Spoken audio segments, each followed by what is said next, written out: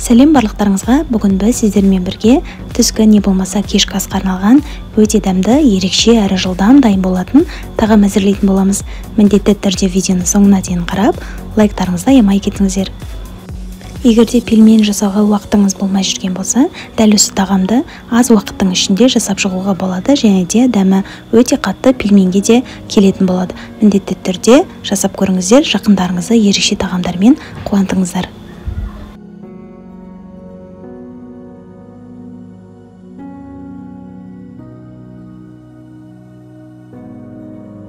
Жұмысымызды алдымен қамырымызды әзірлеп алудан бастайтын боламыз.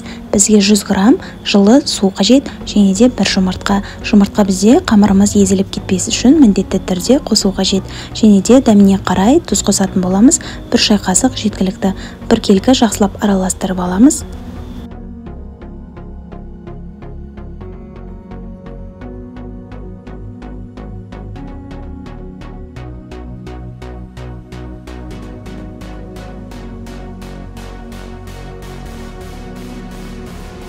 Ендеше 250 не болмаса 300 граммдай жұмсақ қамыр болғанға дейін ұн салатын боламыз. Ұнмен де жоғары сұрыпты ұн, қалауларыңызға қарай басқа да түрдегі ұндарды қолдана берулеріңізге болады.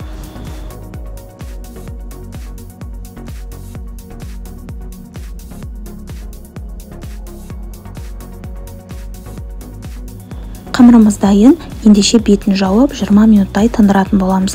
Қамырымыз 1 келкі тынық болуы үшін тындырудың барысында арада 1 рет қолымызбен жақсылап тағы да жұмыс жасап жіберетін боламыз. Қамырымызбен сол кезде жайған кезде тып-тынық 1 келкі болып шығатын болады.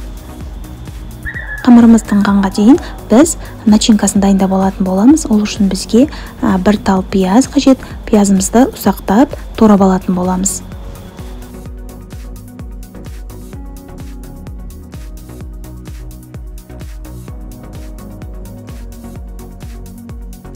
Ұсақталған пиязымызды бөлек ыдысқа салып, үстінен көрсетілген мөлшердегі 300 не болмаса 350-400 граммдай көбірек болсын десеңіздер, фаршты көбейтіп отыруларыңызға болады. Және де тұз, қара бұрыш дәміне қарай салып, барлығын жақсылап тұрып араластырамыз. Аса қатты көп начинка салып жібермеңіздер, себебі біздің қамырымызда начинкасы көп болса да, жаңағыдай қайнатқан кезімізде сыртқа барлығы шығып кетуі мүмкін. Сол себепті көрсетілген мөлшерде жасап көріңіздер. Салмамыз дайын, ендеше қамырымызды, тынып алған қамырымызды жұқа етіп жайып алатын боламыз. Жаңа айтып өткенімде, қамырды арада 1 рет жақсылап қолыммен жұмыс жасап, тағы 1 рет иін қандырған болатынмын. Дәл солай сіздер де 20 минуттың арасында 1 рет қамырды араластырып қойыңыздар, сол кезде тып-тынық болып шығатын болады. Қамырымыздың жұқалығы, мен айта кетейін, пельмен кәдімгі тұшпара түйетін пельмен сияқты жұқа болуы қажет. Аса қатты 5 бармақ сияқты жұқа етіп жібермеңіздер. Көріп тұрғандарыңыздай орташа қалыңдау, аса қатты жұқада емес болуы қажет. Ендеше жайып алынған қамырымыздың үстінен жаңаға дайындап алған салмамызды 1 келкі арасына жағып шығатын боламыз.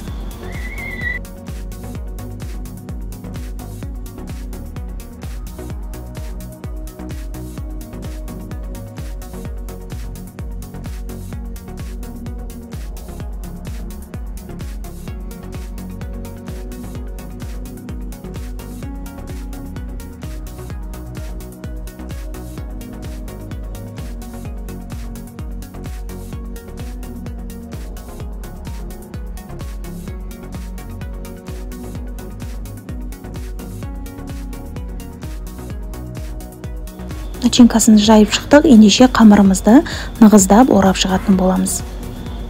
Егер де бос орап қоятын болсаңыздар, қамырымыздың ішіндегі еттері төгіліп қалуы мүмкін, сол себепті нығыздап ораңыздар.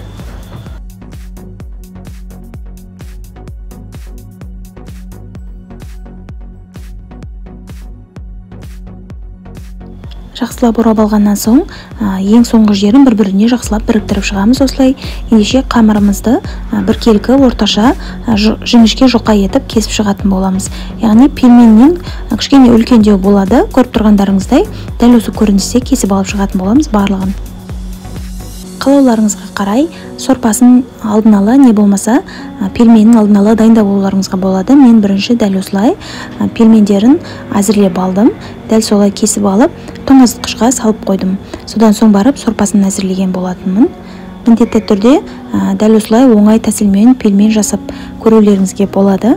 Дәмі өте қатты пельменге келеді, бірақ та өзінің де ерекше дәмі бар. Ендеше тоңазытқышқа салып алып қоямыз пельмендерімізді. Оған дейін біз сорпасын әзірлеп алатын боламыз. Сорпасына бізде қарапайым заттар: сәбіз бір тал, содан соң бір тал картошка, және де пияз, болгар бұрышы.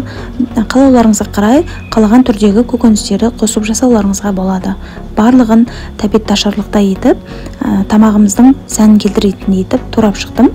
Қалауларыңызға қарай, өз қалауларыңызға қарай тағамды сәндеп дайындауларыңызға болады. Пиязымызды да ұсақтап турап аламыз. Бұл тағамның сорпасына мен ет қосып жасадым. Қалауларыңызға қарай ет қоспай жасауға да болады. Егер дәмдірек болсын десеңіздер, аздап ет қосып жіберіңіздер. Мен 300 грамдай сиыр етін қосып жасадым. Болгар бұрыштарында турап алатын боламыз. Етімізді де орташа көлемде осылай турап шығатын боламыз. Қызып тұрған қазанымызға сұйық майымызды құятын боламыз. Қызып тұрған майда барлық ингредиенттерін 2 минуттан қуырып шығатын боламыз. Бірінші етімізді қызартып қуырып алатын боламыз. Қызарып бастаған соң пиязымызды салып, пиязды да кішкене 2 минуттай қуыратын боламыз.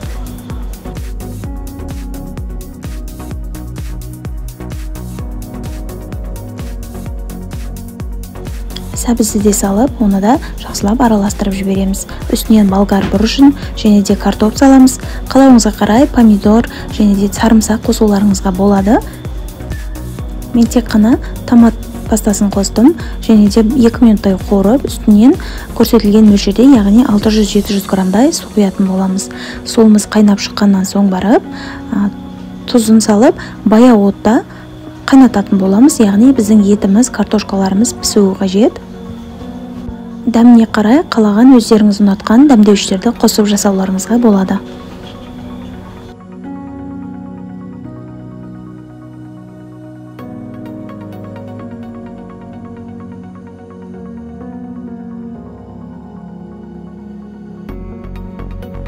Біздің сорпамыздың еті мен картошкасы пісіп шықты. Ендеше жоғары отқа қойып, отымызды жоғарылатып, пельмендерімізді салып алатын боламыз.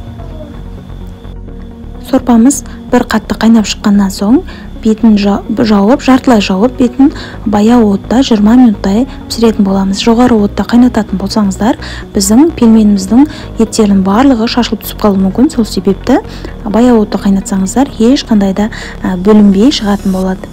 Мен көріп тұрғандарыңыздай біздің пельмендеріміз пісіп шықты. Ендеше сәндеп дастарханға тартатын боламыз.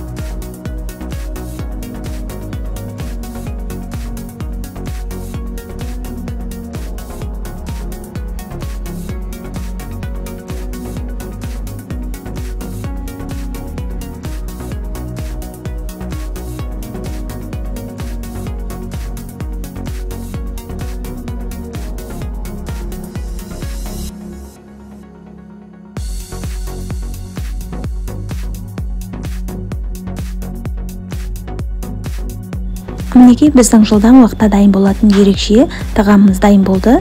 Қысқаша айтқанда, оңай пельмен деп атасақ та болады. Міндетті түрде жақындарыңызға жасап қуантыңыздар. Дастарханымызға бетіне қалаған түрдегі көкөністермен ұсынатын боламыз. Сіздерге рецепт ұнаған болса, міндетті түрде төменде пікірлеріңізді қалдырып, лайктарыңызды аямай кетіңіздер. Каналдың дамуын үлестеріңізді қосып, дәл осы қоңырау батырмасын басып қойсаңыздар, менің жаңа видеоларым сіздерге ашылып отыратын болады.